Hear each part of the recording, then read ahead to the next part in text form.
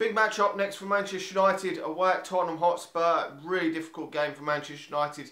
Tottenham, a very, very good side. Manchester United are going to have their work cut out in this encounter if we're to claim 1 or 3 points in the contest. Now, obviously, Tottenham Hotspur are trying to get in the top 4 this season. Their challenge hasn't happened this season.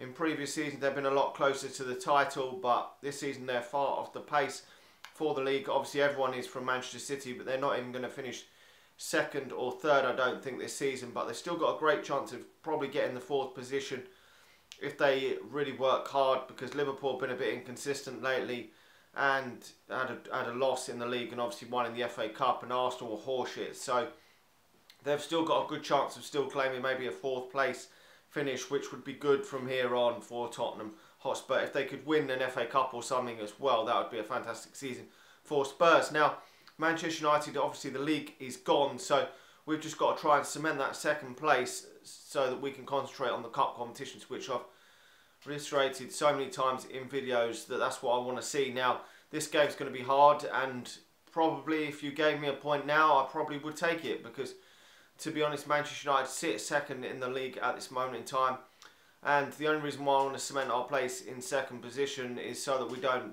have any catastrophe and fall out the top 4, completely trying to go for 1 or 2 of the cup competitions that we're still left in to try and win some silverware this season. Now, obviously, I don't really give a shit if Manchester United finish 2nd or 3rd, to be honest.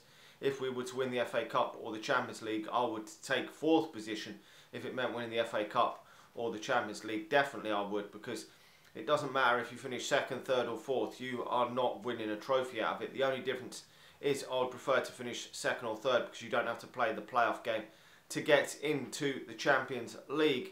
Now, if Manchester United can sew this top 4 up in the next few weeks and almost mathematically be secure in the top 4, then that will obviously be great going into cup competitions, because we can do it the other way round.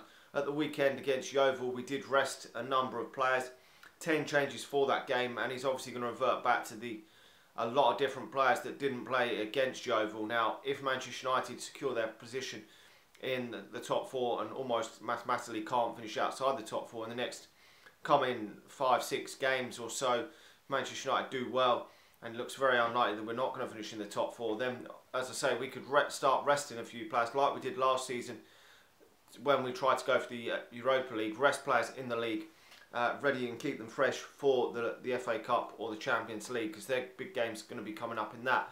Now, this one, he's obviously going to put a full strength lineup out in this one. A lot of changes will be changed in this one. Obviously, David Hare will come back in net. Valencia will come back in at right back. Ashley Young's going to come back in at left back, whether we like it or not, whether we want Luke Shaw to start or not. I'm pretty sure that Ashley Young will come back in for this one. Probably be Jones and Smalling as the 2 centre-backs if he goes with a back 4. Now, he could go with a back 3 if he goes with a back 4. Now, in midfield, obviously Pogba and Matic will come back in to the midfield.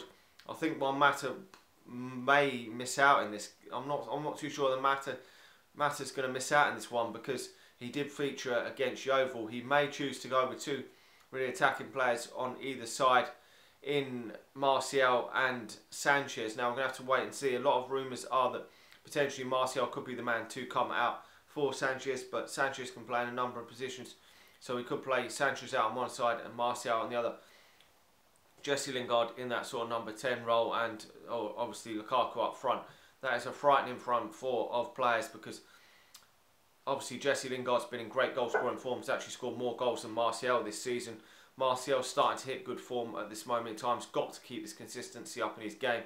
And we know Lukaku and Sanchez are fairly consistent with their goal scoring, and obviously Sanchez can provide goals as well. So that would be a decent front 4, but whether he goes that attacking, I'm not too sure. We will have to just wait and see, but I would like to see it. Now we've got Sanchez, I don't think we should be quite as cautious as we have been, but obviously these away games, you don't want to go all guns blazing, because it is a difficult away game against Tottenham. Harry Kane has been banging form again this season, scored around 30 goals, and is probably the best striker in the Premier League. Well, certainly the best goal scoring one anyway, that's actually scoring the most goals. I know there are other players maybe have better conversion rates and whatnot, what people are saying, I hear that.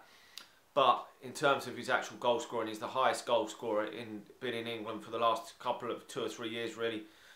Golden Boot winner, probably nailed on again this season, so he's banging form and could cause Manchester United a lot of problems. Dele Alli hasn't scored the amount of goals he got last year, but still a very, very good player for Tottenham. And I really like Son. Son is a very good player for Tottenham, playing out wide.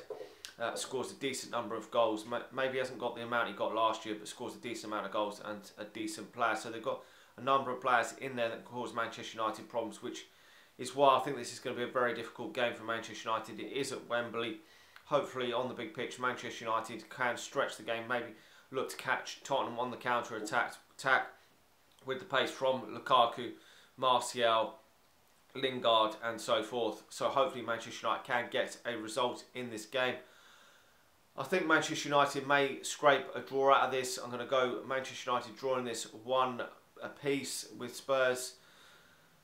To be honest, that wouldn't be the end of the world if we do draw it. The good thing for Manchester United is that we got over that slump in form where we weren't playing particularly well, where we were fucking results up. We remember the game against Leicester where we threw it away in the last minute.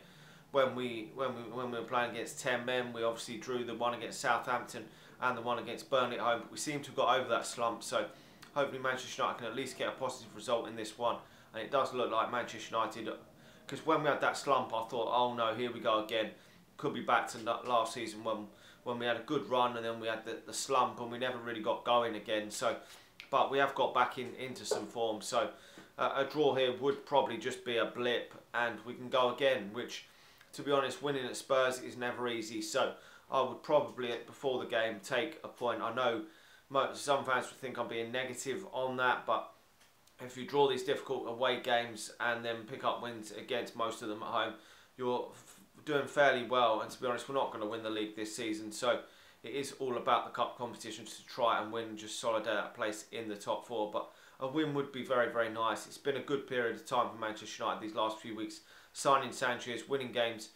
And we have actually kept, I think it's 6 clean sheets in a row since Jose Mourinho said we need to cut out them stupid bullshit mistakes. And that is good. Anyway, make sure to like the video, subscribe to the channel if you're new, and I'll talk to you all again soon. See ya.